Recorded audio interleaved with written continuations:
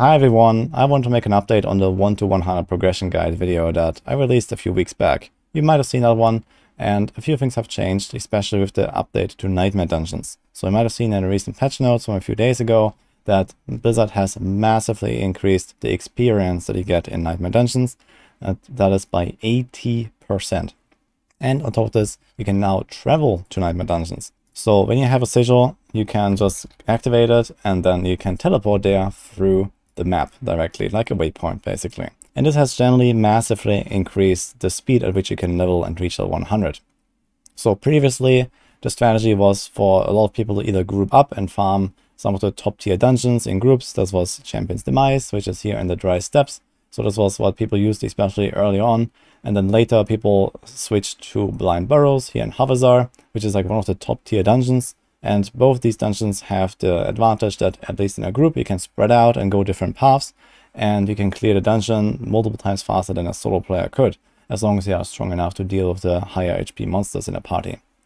So this is usually the way to level, at least in a party, but even in solo, some of these dungeons were relatively powerful. Or some others, for example, the Uldur's Cave that people were doing here in Kyrgyzstan. So this is here next to the Iron Wolves encampment, there's the cave, and this is also what a lot of people were solo running. But Blizzard has decided they had enough and they don't want to do normal dungeons anymore. So this strategy is basically dead if you care about any kind of experience. And you also have to see that because you reach level 100 faster, you actually have to focus more on glyph leveling. So there's another incentive to not grind normal dungeons versus Nightmare Dungeons. I guess by now most people that have started the game with the launch are probably at least in World Tier 3 or 4 and they have probably done most of the Renown. So first things first is, if this is your first character, you want to try to finish the Renown in all of the regions. So you see this here, you have like those skill points you get at Renown 1 and then at Renown 3. And you also have Paragon points at Renown 5. So there is theoretically the option to skip the Paragons because the reward 4 does nothing. And the Paragons are not super impactful, but if you don't have them, you have to see that you're probably going to be something like, let's say 10 to 15% weaker or so in terms of DPS compared to what you could be. So this is something to keep in mind. You do lose quite some power there. So especially for hardcore players, I definitely recommend farm that Renown. But if you kind of want to shortcut it and you really don't like doing the Renown now that Season 1 is coming very soon and you just want to get to level 100, yeah, you can skip 4 and 5. But at least get the first 3. So I have updated my Nightmare Dungeon tier list. I made a video about this already. You might have seen that. So we have all of the dungeons here sorted by region. And we have like a few details about, the monster families in there. So you can also potentially target farm certain dungeons for certain drops. And I have ranked all these dungeons here by various categories. So first is the XP. So this is leveling 1 to 100. And then we have glyph leveling. So especially once you close in on level 100, you want to make sure that you prioritize the fast dungeons. Some are just much longer than others, as you can see here from my benchmark times. There's the pushing, so if you're interested, like post level 100, to try to go as high as possible with your build, then you have a bit of like a ranking there. And we have the group farm. So some dungeons, as I mentioned, for example, with Blind Burrows and Champion's Demise, both of these are actually also Nightmare Dungeons, and they can be massively sped up in a group. So some of these dungeons have like a really huge advantage there. And the thing is that leveling has sped up so much now with the Nightmare Dungeons that I would say that if your goal is to just reach level 100 once and kind of be done with it until Season 1, as I said, go for Renown 3, and then it's time to grind Nightmare Dungeons all the way. So we want to focus here on this column, the first one with the XP, and just go for those best dungeons as much as you can. So whenever you have, for example, Gurung Canals, Sigils, this is like one of the top tier dungeons, there's Blind Burrows, there's Sunken Ruins, there's a bunch of really good ones, so you see the entire list here. But if you're interested in a more holistic approach and you actually want to like gear up to the max and be the most powerful you can be in the most effective way, then your priorities change a little bit. So you want to focus much more on this glyph leveling part here because, well, I've leveled 4 characters now to almost 100, and I can tell you, focus on those glyphs. It's quite important. You want to max out your glyphs. Most builds run between 4 and 6 glyphs as far as I'm aware. So you do have to run quite some Nightmare Dungeons to get them to max. Max level is 21. At the very least, you want to level your glyphs to 15, which is, I think, something like around halfway to level 21 in terms of the leveling.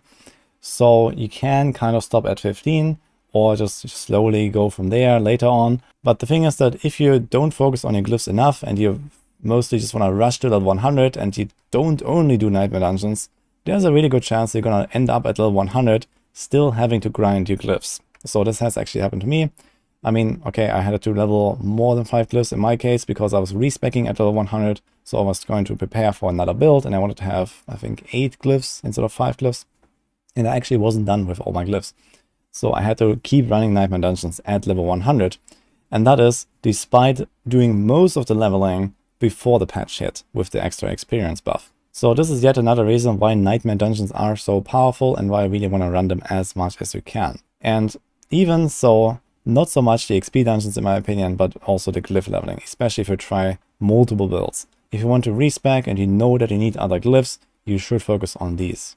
Now the thing is that glyph experience scales pretty much linearly with the tier of the nightmare dungeon. So generally you want to run dungeons that are 50 or 51 levels below your character. So in this case, if you want to run the tier 4 sigil, you should be level 54. And this would be the optimal level to run. Because for sacred sigils, the monsters are plus 53 levels of the tier. For ancestral sigils in torment difficulty, it's plus 54. So this is where this comes from. You want it to be under-leveled in regards to the monsters by 3 levels, which is the optimal difficulty to XP ratio.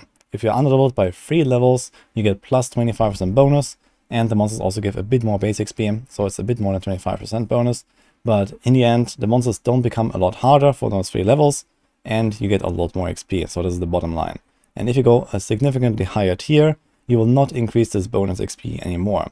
You still get a little bit more, but it's relatively minuscule compared to how fast the difficulty ramps up. And since glyph experience scales pretty much linearly with the tier of the nightmare dungeon, you don't have to grind these sigils too much, at the very least in nightmare difficulty. So this is another reason why I suggest you should do the Renown early, so after the campaign, in nightmare difficulty, when you're like level 50, 60, you want to focus on the Renown as much as possible, because you can focus on the glyphs and just the experience grind a lot more later on. So a tier 10 sigil gives roughly half the glyph XP of a tier 20, and a tier 20 gives roughly half of a tier 40, and so on. So this means that the early tiers of nightmare dungeons don't really help you much with the glyph grind. It goes very slowly, and it will really speed up later once you approach like level 80 plus or so, when you run like tier 30 plus sigils, and you can really start seeing those XP chunks every time you finish a dungeon. This also means that if you're farming some Helltide, you should do that as early as possible. So as soon as you hit nightmare difficulty, you can focus on Renown, and you can also focus on the Helltides. Whenever you see them pop up, just go grind them, start stacking up those Forgotten Souls. This is the main reason to do those Helltides. You want those Forgotten Souls so that you can reroll your items, you can upgrade your items. In my opinion, each character, you probably invest at least 200 souls or so if you don't swap out a gear way too often and don't roll it way too much. So if you're a little bit careful, you can get away with roughly that number. And depending on how it goes, there's a bit of RNG. This takes like a few hours or so of Helltides. So it does come in not too slowly, but you have to see that you don't really get XP in Helltides, and you don't really want to focus on Helltide too much if you want to try to reach 100. But if you need to farm them, if you need Forgotten Souls, then you should do it again as early as possible so that you can get those nightmare sigils done later on and don't have to worry about going out of your way and, farming Helltide again and these kind of things. One last thing here for the group blasters. I did mention this earlier. We have blind burrows, for example, that a lot of people are farming in groups.